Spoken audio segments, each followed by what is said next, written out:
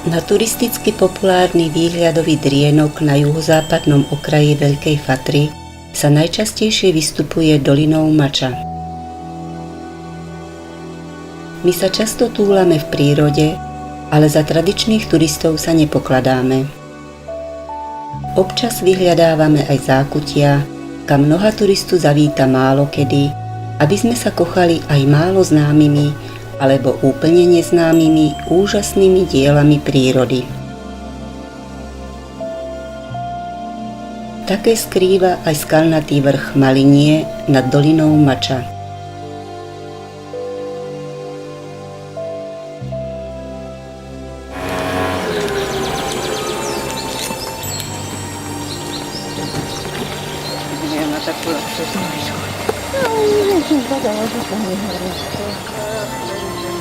Rakša je malá turčianska dedinka, ale píši sa slávnym rodákom Michalom Miloslavom Hodžom. Hodža. To je on, čo bol?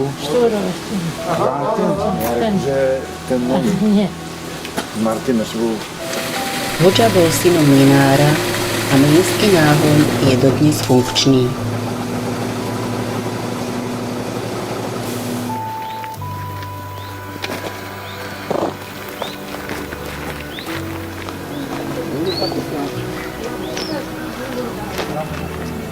Kráčame do doliny Mača, ktorej názov napovedá, že sa v nej dá hodne zmáčať.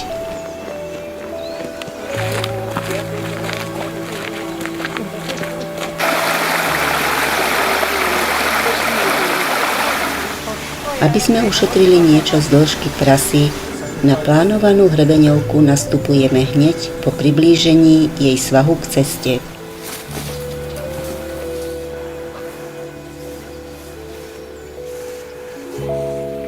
Drienok je ešte hodne ďaleko.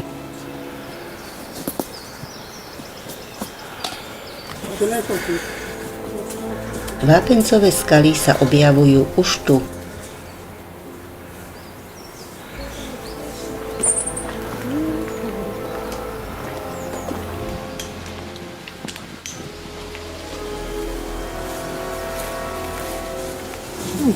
Objavuje sa aj cyklámen fatranský. Prekrižovali sme žltú značku a ďalej stúpame hrebeňom.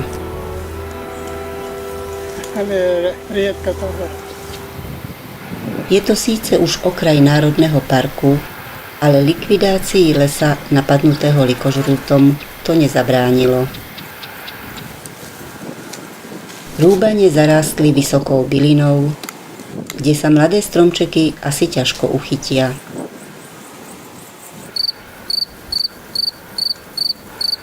Našťastie sa tu zachovali aj miesta s pôvodným vzácnym biotopom.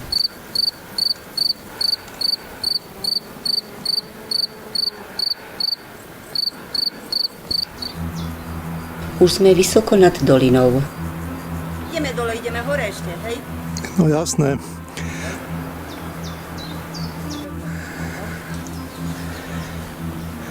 A s tým stromom to nemá chybu.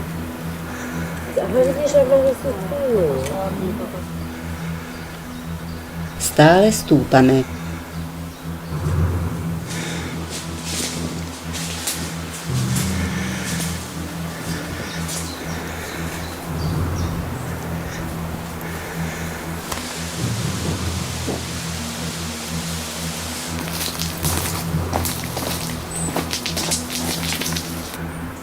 Skalnaté svahy skrášľujú borovice úžasných tvarov.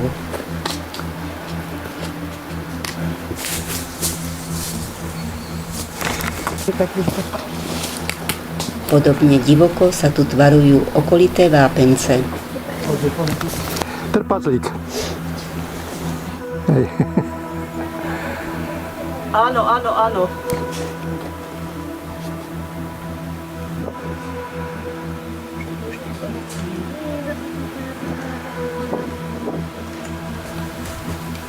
Se vobiš popodať, to mám vypracovať. Skaly sa zväčšujú. No keď nie, ale tak tránky.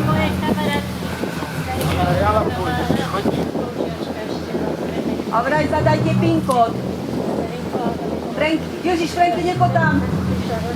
PIN kód. 0907. No, foťák, foťák. Jaj, stačí pomaly.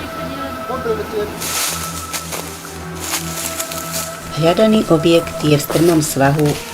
Na priblíženie k nemu využívame poľovnícky chodník.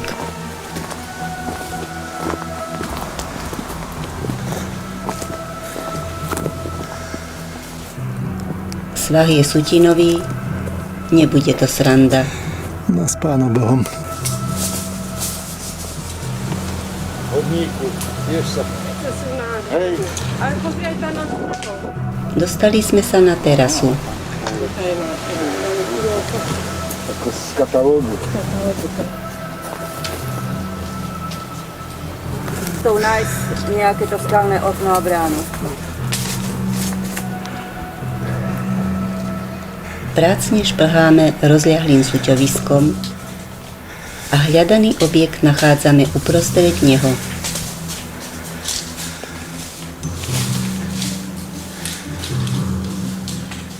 Je to veľká skalná brána.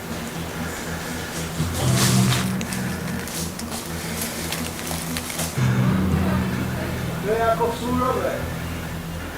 Nachádzová.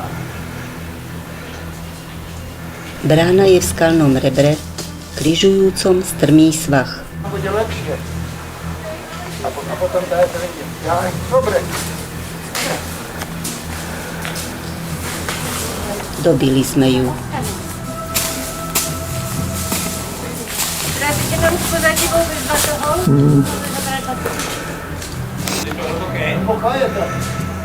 V skalnom rade nad bránou je rozmerný skalný previs s neveľkým bočným skalným oknom. Šťastí ho vytvorila podzemná voda, prevažuje však korozívny charakter previsu.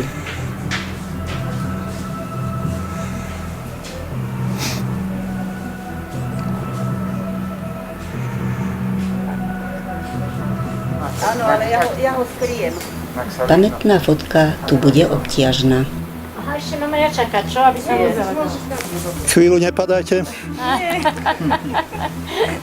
Už môžete. Nespravíme ti takú akciu. Sme radi, že žijeme.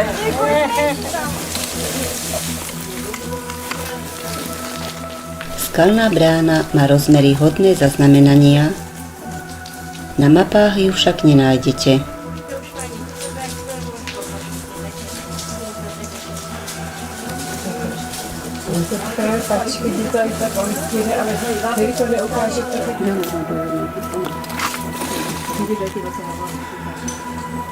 Na mapách je však vyznačená blízka jaskyňa, ale cesta k nej je ešte náročnejšia ako k bráne.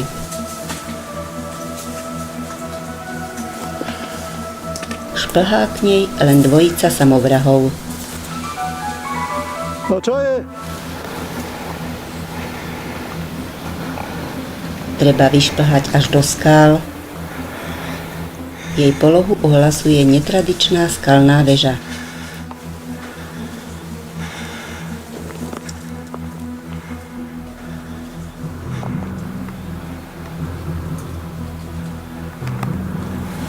Bočný otvor je nenápadný, za ním sa však odhaľuje pomerne rozsiahla skalná dutina, dostupná z dola len po rebríku. Je dreva. Aj tu. Majú aj na vyťahovaní na to. V závere je veľmi pekná, aj keď už neživá sintrová výzdoba.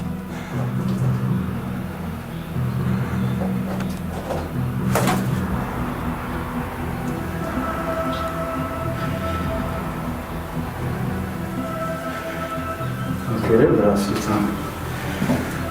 Pôvodný vstup do jaskyne bol zrejme z boku. Mohutný portál vznikol pravdepodobne deštrukciou bočnej steny jaskyne a jej zosypaním do údolia.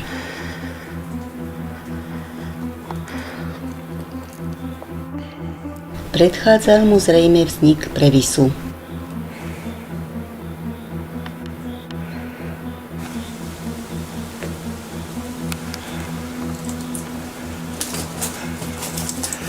niečo, hej, videl. Veľký portál oddeluje od jaskyne asi 2 metre vysoký stupeň.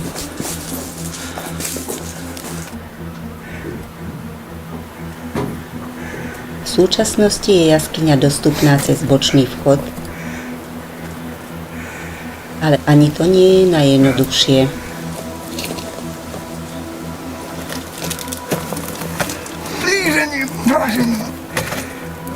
A brum, brum, brum.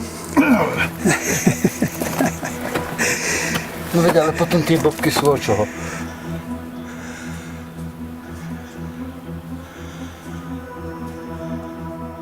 Výstup hore je nemožný, pod skalou sme sa zase stmelili.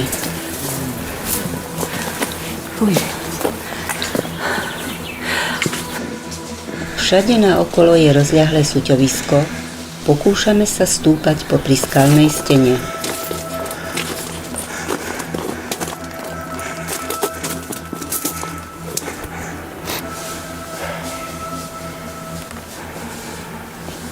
Cestou hore našťastie súťovisko zaniká. Svah je však naďalej nechutne strmý.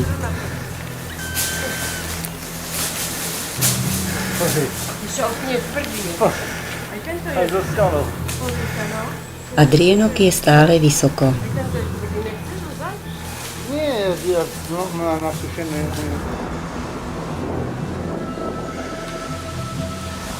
Dosiahli sme opäť hrebeň.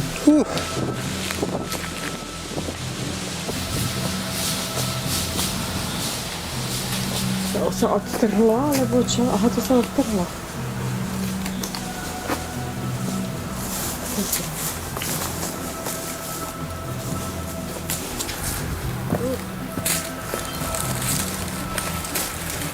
Rozkvitnutý. Sme na druhej strane vrchu Malinie, ktorý je na mapách mylne vyznačený na susednom vrchu Hradište, ale skalnatý hrebeň nás prevádza až do sedla pod susedným vrchom Jelenec.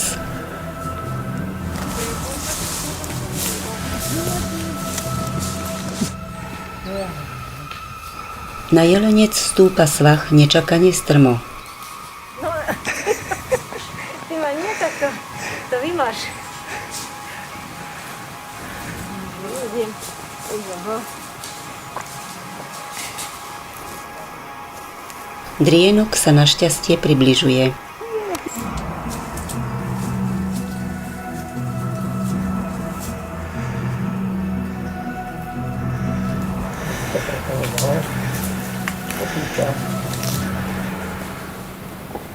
Úsek medzi Jelencom a Drienkom už poznáme. Mnohí ho využívajú na pohodlnejší zostup z Drienka do Mošoviec.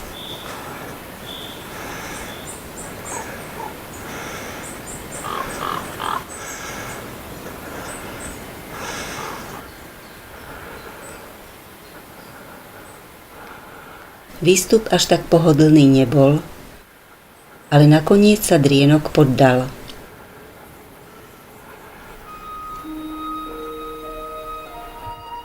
Turisticky populárny Drienok je známy najmä očarujúcim kruhovým výhľadom. Na väčšinu brannej Fatry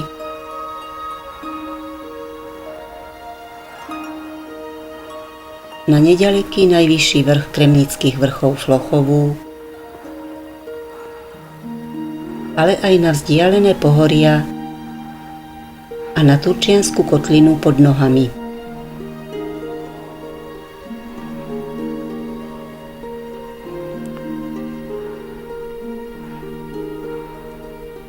Vtáčnik i Poľana sú ďaleko, blízko je Haľamová kopa, Strapatá skala a Červená skala,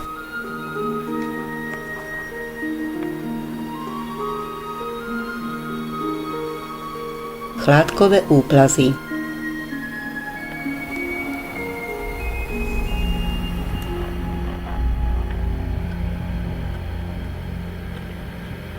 V Hôľnej Fatre dominuje Borišov a susedná ploská.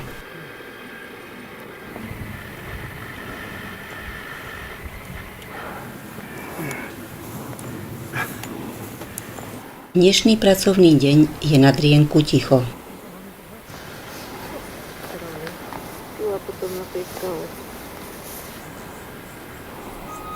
Drienok je rozlohou neveľká troska chočského príkrovu so skalnými stenami na všetky strany.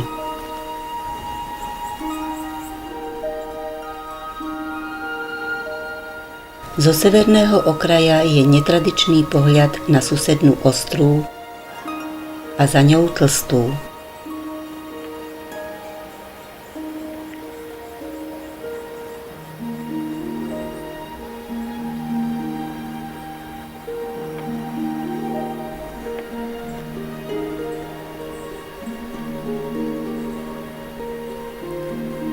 Za chládkovými úplazmi poznávame výraznú kráľovú korunu a plavú.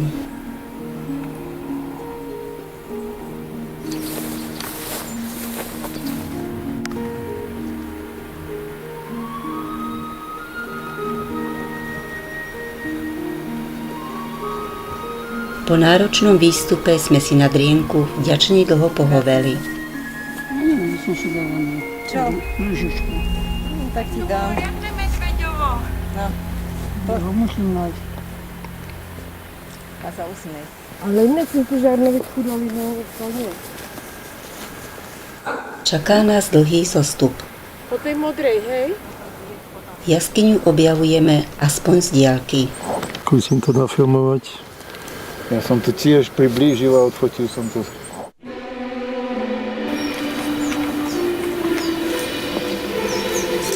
Zostup bol nad očakávanie náročný.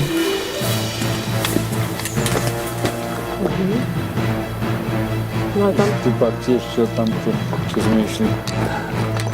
Dolina Mača je až o 700 metrov nižšie.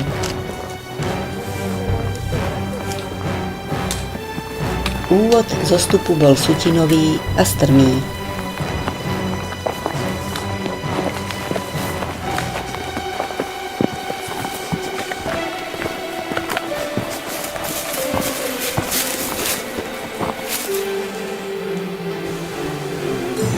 Zhora to tak nevyzeralo, ale Drienok je skalnatou pyramídou.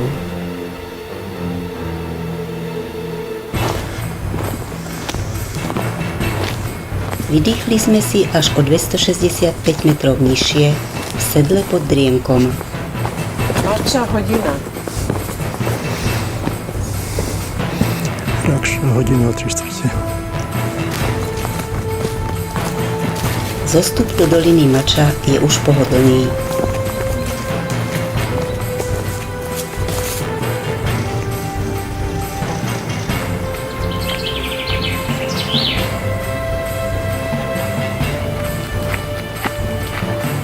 Je to pekná dolina.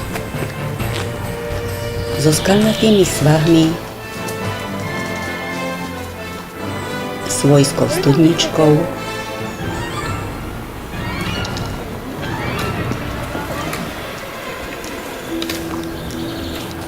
jaskynkami s modernými nástennými maľbami i s výhľadom na navštívené skaly s veľkým jaskynným otvorom.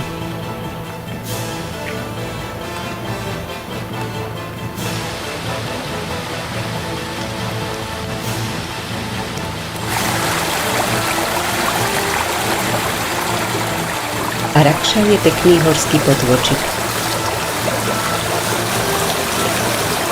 Ale tá dĺžka.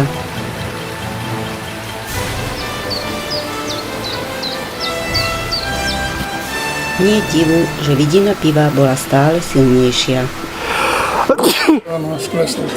Ale to je jedno, na zdravie. Na zdravie.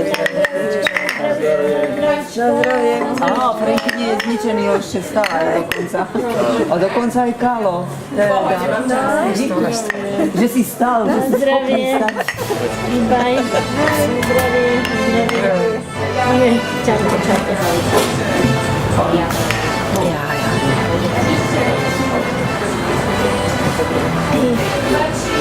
To mi nejvíc chutí. Áno. Prežili sme.